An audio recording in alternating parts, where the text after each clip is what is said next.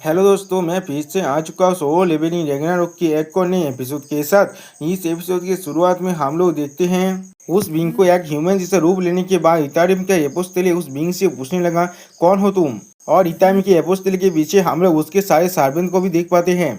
अब वो बिंग कहने लगा, मैं आरसा हूँ, शायद तुम ये भी कह सकते हो मैं इस वर्ल्ड का एक एशियंट हूँ और मैं यहाँ पर आया हूँ तुम्हारे सामने एक प्रपोजल को रखने के लिए।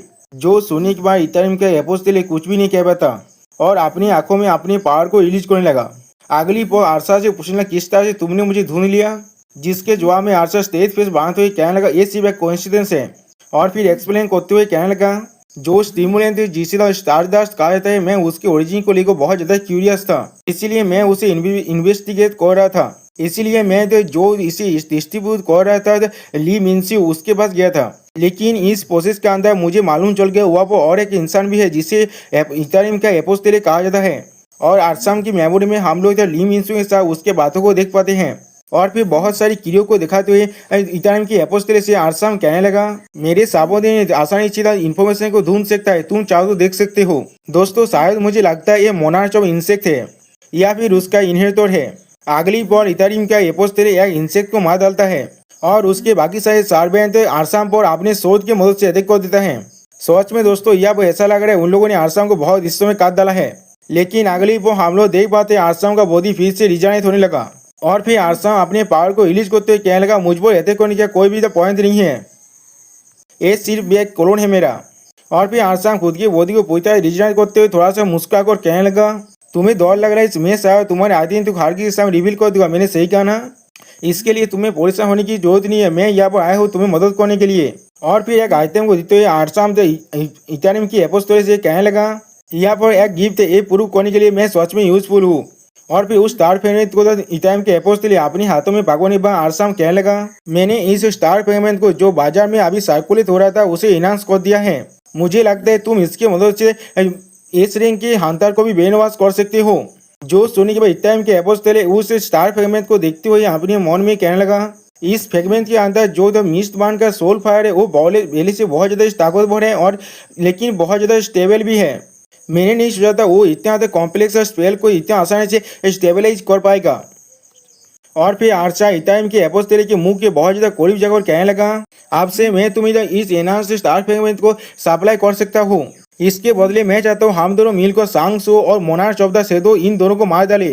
सच में दोस्तों, मुझे लगता है ये सांग जिनों से अपना बदला लेना चाहता है। जो सुनने के बाद इथेरियम एपोस्टले आरसा से पूछने लगा, किस लिए तुम मुझे मदद करी हो जब मैंने तुम्हारी दुनिया को इन्वेट किया है। जो सुनने पर आरसा कहने लगा, तुम कितना ज्यादा रिजिड हो, सिर्फ क्योंकि मैं इस दुनिया से हूँ, क्या इसका मतलब मुझे इस दुनिया की साइड से होना पड़ेगा। जो सुनने के बाद इथेरियम के एपोस्टले गुस्से में उससे पूछने लगा, इस सवाल को दर्ज करने के बारे में सोचना भी मत। अगर तुम सच में मुझे मदद करना चाहते हो तुम मुसीबत आ सकती थी जब ली मिनसू जिंदा था। जो सुने पर आरसा मुस्कुराते हुए कहने लगा, तुम्हें मालूम होना चाहिए लड़कियों को वो आदमी थोड़ा से पसंद नहीं जो ज्यादा सवाल पूछते हैं। और फिर आरसा ली मिनसू सॉरी दोस्तों, इथेरियम के एपोस्टले से पीछे हाथ धोए कहने लगा, ये पूरी तरह से मुझ पर निर्भर कर रहा है मैं किसके साइड लेना चाहता हूँ या नहीं। क्या ये ओबियस नहीं है मैं उस साइड को चूज करूँगा जो मुझे बेनिफिट दे सकता है।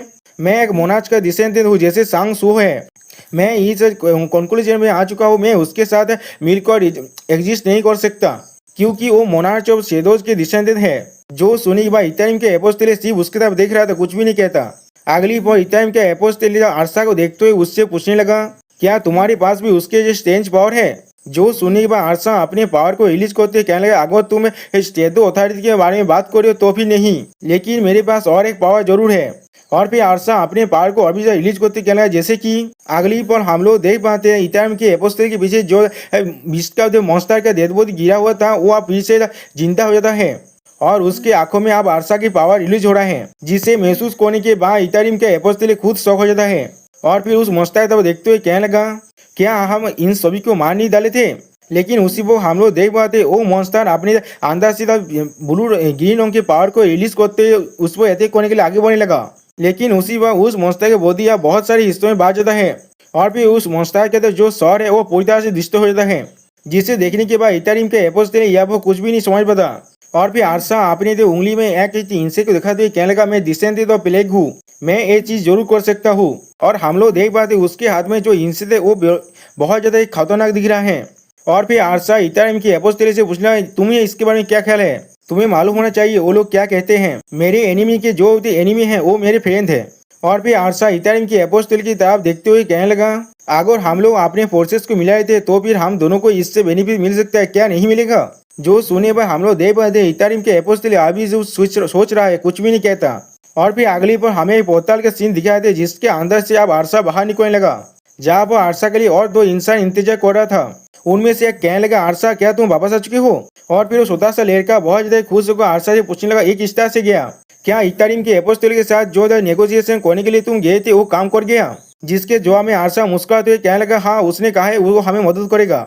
जो सुने पर वो लड़का बहुत ज्यादा खुश होकर कहने लगा, मुझे मालूम था आरसा तुम बहुत ज्यादा ही अमेजिंग हो। जो सुने पर आरसा उस लड़की के सर पर हाथ रखते हुए कहने लगा, पया तुम्हारे बहुत ज्यादा शुक्रिया। और फिर आरसा इतारिम के अपोस्टल के बारे में सोचते हुए अपने मन में कहने लगा, पाक दोजी जो इतारिम के अपोस्टल है, सिर्फ मैंने इसको उसके सवाल का जवाब दिया था जो इस दुनिया के बारे में था, और उसने मेरे से कोऑपरेट करने के लिए मान गया। ये बहुत ज्यादा आसान था, जितना मैंने सोचा था उससे भी ज्यादा। लेकिन ये चीज सेंस जरूर बढ़ रहा है। मोनार्च ऑफ शैडो शायद उनके गोल के लिए एक ऑब्स्टेकल है। उसी बहुत आरसा किसी और की तरफ देखते हुए कहने लगा, कौन इसका पूर्वक होता है? और फिर अपने सामने एक सिस्टम प्लेन को देखते हुए कहने लगा, शायद सिस्टम के अंदर इस तरह की उदार होने के कोई तो वजह जरूर होगा। यानी दोस्तों इन लोगों के पास भी एक सिस्टम है। क्या इसे भी कोई आर्किटेक्ट ने बनाया है, जैसे सांग जिनो के सिस्टम को एक आर्किटेक्ट ने बनाया था? और फिर अगली पर उस सिस्टम बैलेंस से हम लोग देख पाते हैं उन लोगों के पास अभी एक क्वेस्ट है जिसका नाम है path to become the monarch. इसके लिए तुम्हें मोनार्च और सेदोज को मारना पड़ेगा और इतारिम के अपोस्टल के एक एलाई बनना पड़ेगा। और बाकी दोनों इंसान की तरफ देखते हुए आरसा कहने लगा, आप हम लोग के पास ज्यादा वक्त नहीं है। और फिर अपने पावर को रिलीज करते हुए कहने लगा, हम लोगों के लिए जो आप एक मोनार्च का डिसेंडेंट है। और फिर अगली पर हमें बिल्डिंग का सीन दिखाता है जहाँ पर कोई इंसान पेपर को दिखाते हुए किसी से कहने लगा, यही हमारा बेस्ट खबर है जो हमें लोग तुम्हें दे सकते हैं। और फिर वो इंसान अपने सामने बैठा हुआ इंसान से पूछने लगा, इस एयर एंड गेट के रेट के लिए क्या तुम हमारे फेम गिल्ड के साथ अपने फोर्सेस को ज्वाइन कर सकते हो? जिसके रिप्लाई में वो इंसान कहने लगा, जैसा मैंने बहुत बार पहले ही कह चुका हूँ, मैं उन सारी रेट्स पर पार्टिसिपेट नहीं करता जो लोग जो रेट एयर रैंक या भी हायर होता है। और फिर इससे सिस्टम पहले से बताया था ये ली योनसुक है, एक फ्रीलांसर हंटर है, यानी कि किसी भी हंटर गिल्ड के साथ जुड़ा हुआ नहीं है। जो सुनी के बाद वो इंसान आप थोड़ा सा गुस्से में चिल्लाकर कहने लगा, लेकिन इससे तो तुम्हारा जो एस रैंक टैलेंट है वो बिल्कुल बेकार हो जाएगा। अगर तुम हमारी फेम गिल्ड को ज्वाइन करते हो तो भी तुम्हें सच में उसी पर उसके बात को काटते हुए ली योनसुक कहने लगा, चाहे तुम हमें मुझे कितनी भी ज्यादा फायदा क्यों ना दे दो व किसी भी तरह की कंडीशन क्यों ना दे दो, मैं तुम्हारे साथ अपनी जिंदगी को दाव में नहीं लगाऊंगा। आप तुम लोग यहाँ से जा सकते हो। जो सुनवा फेम गिल्ड का मेंबर अब तो चिल्लाकर कहने लगा, लेकिन तुम कोरिया के कुछ एस रैंक हंटर में से एक हो। ये सिर्फ एक एरेक हंटर एक डंजन है जिसे तुम आसानी से मैनेज कर सकते हो। जो सुनी बार लियो योनसेंग उससे कहने लगा, हर एक दिन को मुझे नाइटमेयर आता है जो एक बीस्ट मैजिक बीस्ट मुझे खा रहा है इस तरह का। और फिर अगली पर हम लोग देख पाते वो दौड़ से कांपते हुए फेम गिल्ड के मेंबर से कहने लगा, बहुत सारे मैजिक बीस्ट मुझे चारों तरफ से घेर लिया है और वो लोग मुझे खा रहे हैं। मेरे बॉडी के हर एक पार्ट को वो लोग फाड़ कर आप खा रहे हैं। और फिर ली गियोनसुंग आप थोड़ा सा गुस्से में कहने लगा, एक एस रैंक हंटर होने के क्या ही मतलब है जो मुझे मैजिक बीस्ट को देखने से डर लगता है। और फिर हम लोग देख पाते हैं सच में ली योनसु बहुत ज्यादा ही घबरा है यहाँ पर। और फिर ली योनसु फेम गिल्ड के मेंबर से कहने लगा, मैं सच में आशा करता हूँ तुम लोग और यहाँ पर नहीं आओगे। जो सुने पर हम लोग देख पाते वो लोग आप उसके घर से बाहर निकल चुका है। और फिर ली योनसो तो विंडो से बाहर की तरफ देखने लगा।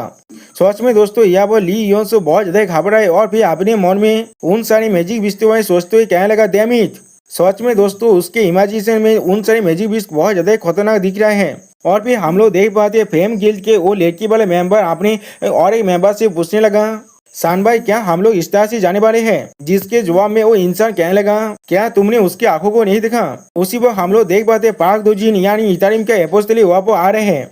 और फिर फेम गिल्ड के मेंबर वहाँ से नीचे रखते हुए कहने लगा, क्या ही यूज है एक ऐसा एसरेक हंटर का जो कभी फाइट ही नहीं कर सकता। उसी पर वो लड़की वाला हंटर इतारिम के अपोस्टली को नोटिस करने के बाद थोड़ा सा घबराता है। और फिर कहने लगा वो इंसान। अगली पर हम लोग देख पाते पार्क दोजिन अब ली योनसुंग की घर के बाहर आ चुका है, जिसे महसूस करने के बाद ली योनसु पहले थोड़ा सा शौक होता है। और फिर पार्क दूसरे को देखते हुए कहने लगा, तुम रिपायर गिल्ड के एसरेक हंटर हो। मैंने सुना है रिपायर गिल्ड के पास एकदम रेपुटेशन है बहुत ज्यादा रूद होने के लिए। किस तरह से तुम किसी के घर में इस तरह से आ सकते हो, वो भी किसी भी तरह के आने ना उस तो नोटिस किए बिना। जो सुनकर पाक दोजिन उससे कहने लगा, मैं यहाँ पर आया हूँ क्योंकि मैंने सुना है यहाँ पर एक ऐसे हंटर है जो मैजिक बीस्ट से दौड़ता है। जो सुनने के बाद ली योनसू कहने लगा, क्या तुम मेरे साथ लड़ाई करना चाहते हो? और फिर इटारिम के एपोस्टल को आपने तक आगे बढ़ते हुए देखने के बाद ली योनसू कहने लगा, मुझे तुम्हारी मदद की कोई भी जरूरत नहीं है, इसीलिए तुम यहाँ से जा सकते हो। अगली पर हम लोग देख पाते ली योनसू अपने थांडर पावर को पूरी फुल पावर में रिलीज करने लगा। सच में दोस्तों यहाँ पर ली योनसू का जो पावर है बहुत ज्यादा खतरनाक है। और फिर ली योनसू पाक दोजिन से कहने लगा, हुआ पर रुक जाओ। और फिर बहुत ज्यादा गुस्से में कहने लगा, अगर तुम मेरे लाइटिंग के साथ जोड़ना नहीं चाहते तो फिर मैं तुम्हें सजेस्ट कर रहा हूँ मुझसे डिस्टेंस बना कर रखने के लिए। सच में दोस्तों यहाँ पर ली योनसू बहुत ज्यादा खतरनाक दिख रहा है। लेकिन अगली पर हम लोग देख पाते पाक दोजी ने उस इनहांस्ड स्टार फ्रेगमेंट को ली योनसू के मुंह के बहुत ज्यादा करीब लेकर आ चुका है। और फिर अपने पावर को रिलीज करते हुए कहने लगा, हंटर ली योनसू तुम्हें परेशान होने की कोई भी जरूरत नहीं है, आपसे तुम्हारे ओपोनेंट कोई भी मैजिक बीस्ट नहीं होगा। और फिर हम लोग देख पाते उस स्टार फ्रेगमेंट की वजह से अब ली योनसू के आंखों के अंदर भी लाइटिंग पावर आने लगा। अगली पर हम लोग देख पाते हैं ली योनसू के बॉडी के अंदर उस स्टार फ्रेगमेंट अब जाने लगा। सच में दोस्तों यानी आप एस रैंक के हंटर को भी पाक दोजिन कंट्रोल कर सकता है।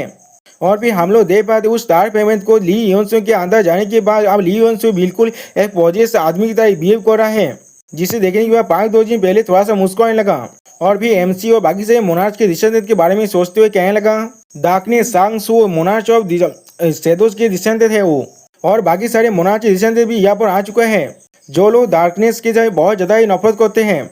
ऐसा ही नया अनएक्सपेक्टेड जो वेरिएबल है वो हमारे सिचुएशन को बहुत ज़्यादा ही जल्दी से चेंज कर रहा है। और फिर पेजेंट में आते हुए अपने मन में कहने लगा, वो लोग फॉरेन इन्वेंशन में इतना ज्यादा फोकस हो चुके हैं, ऐसा लग रहा है वो लोग अपने अंदर जो कैरेक्टर्स बॉन्ड है उसे देखना ही भूल चुके हैं। मैं जरूर इसे मेक श्योर करूंगा।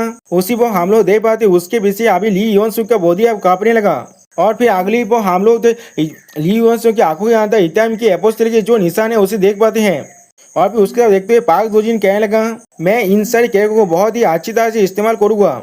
और दोस्तों यहाँ पर इस वीडियो का दिया होता है, प्लीज सब्सक्राइब माय चैनल और like and share this video. Okay bye bye sayonara.